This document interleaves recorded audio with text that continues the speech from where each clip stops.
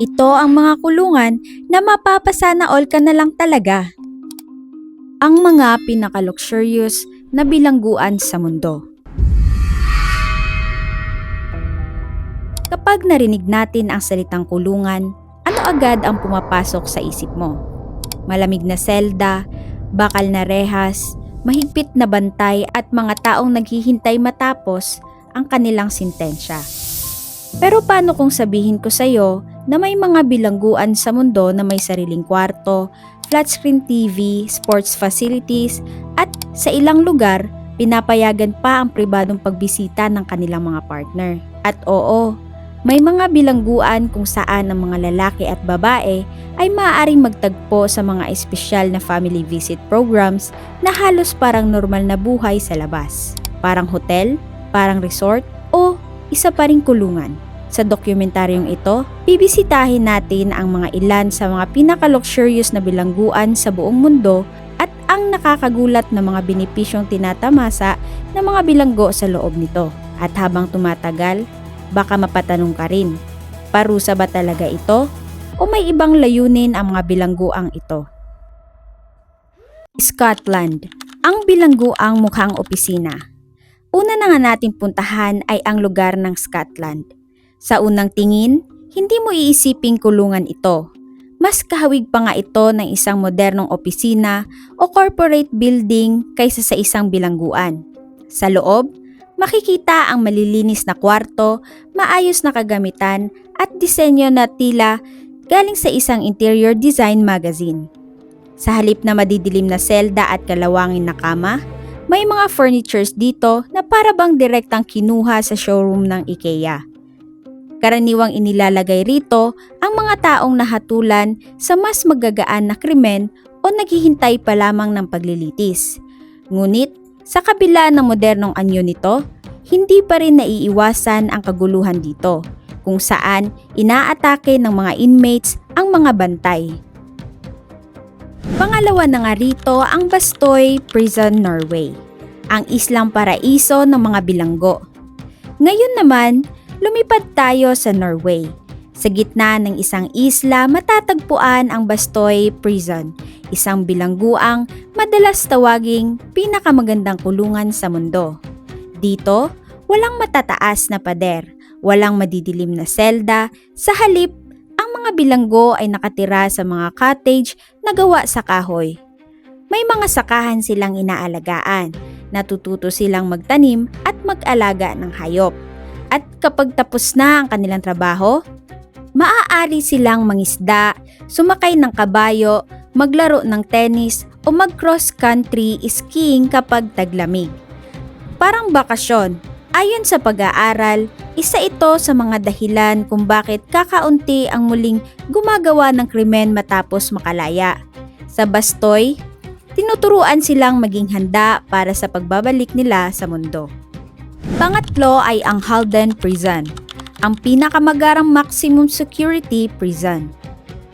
Kapag sinabi mong maximum security prison, marahil ay naiisip mo ang mga pinakamapanganib na kriminal sa lipunan. Ngunit, sa lungsod ng Halden sa Norway, iba ang kanilang pananaw. Ang pangunahing layunin nila ay rehabilitasyon. Walang sniper towers, walang razor wire na nakapalibot sa buong lugar. At karamihan sa mga bantay ay hindi armado.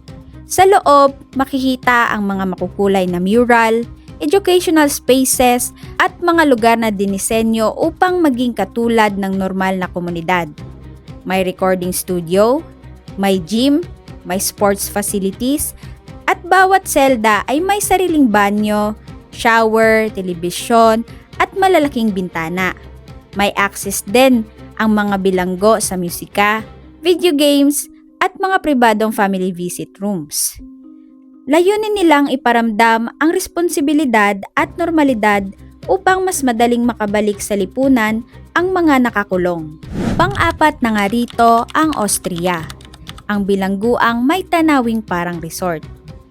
Sa Austria naman, matatagpuan ang Leoben Justice Center. Kung hindi mo alam na kulungan ito, baka isipin mong kondominium o luxury apartment building. Bawat bilanggo ay may sariling pribadong kwarto, may kitchenette, may pribadong banyo, may floor-to-ceiling windows, at may balkonahe pa na may magandang tanawin. Ang ilang kwarto ay may mga sofa, leather chairs, at tunay na kahoy na kama. Hindi ito ang tipikal na larawan ng isang bilangguan, ngunit para sa Austria, ang dignidad ng tao ay bahagi pa rin ng kanilang sistema ng hustisya. Ang pang-anim ay ang Chile. Ang bilangguang may swimming pool at 5-star meals. May isang kulungan sa Chile na naging kontrobersyal dahil sa sobrang luho nito. Dito, may tennis courts, may swimming pools, may barbecue areas, at may mga pagkain na maihahambing sa mga mamahaling restaurant. Marami sa mga nakatira rito ay mga dating opisyal ng militar na nahatulan sa mabibigat na krimen. Dahil sa matinding batikos ng publiko, kalaunan ay isinara rin ang pasilidad. Para sa marami, lumampas na ito sa konsepto ng rehabilitasyon at naging espesyal na pribilehiyo. Ang pang-pito naman ay ang Indonesia. Kapag nabibili, ang komportable na buhay. Sa Indonesia naman, isang kulungan ang naging sentro ng iskandalo matapos magsagawa ng biglaang inspeksyon ang media. Nabunyag na ang ilang bilanggo ay namumuhay na parang mga celebrity.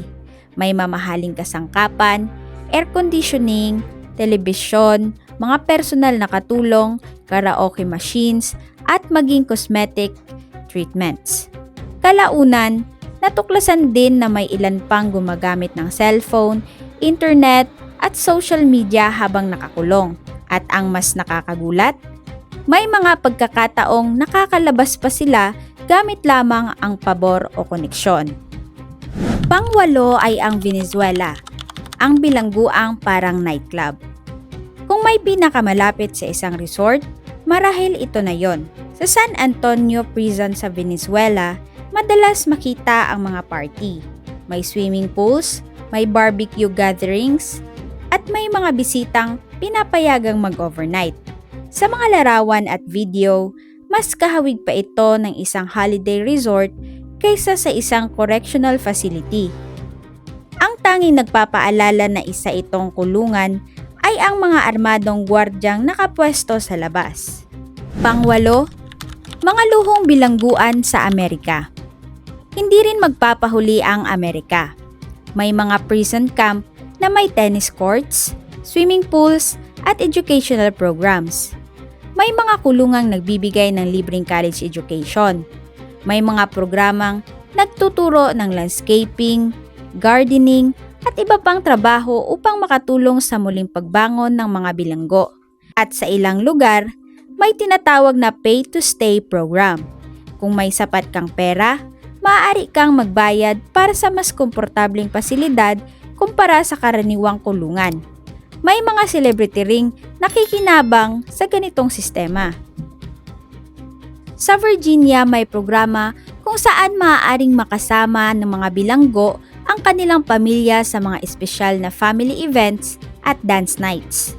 Sa Minnesota naman, may mga instrumentong maaaring hiramin upang makabuo ng sariling banda, habang sa South Dakota, may bilangguang dating universidad kaya nanatili ang campus-like environment nito. Dormitoryo, malalawak na espasyo at iba't ibang educational opportunities. Sa unang tingin, tila napakaganda ng buhay sa ilan sa mga bilangguang ito. Mas malinis, mas komportable at kung minsan ay mas maayos pa kaysa sa buhay ng ibang tao sa labas. Ngunit, may tanong na matagal nang pinagdedebatehan ng mga eksperto. Kung masyadong komportable ang kulungan, nawawala ba ang konsepto ng parusa o ito ba mismo ang susi upang mas kaunting tao ang bumalik sa krimen? Ano sa tingin mo? Ang mga bilangguang ito ba ay sobrang maluwag o sila ang modelo ng hinaharap ng rehabilitasyon? Ibahagi ang inyong opinion sa comments. At kung gusto mo ng mas marami pang kakaiba at nakakagulat na dokumentaryo, huwag kalimutang mag-subscribe.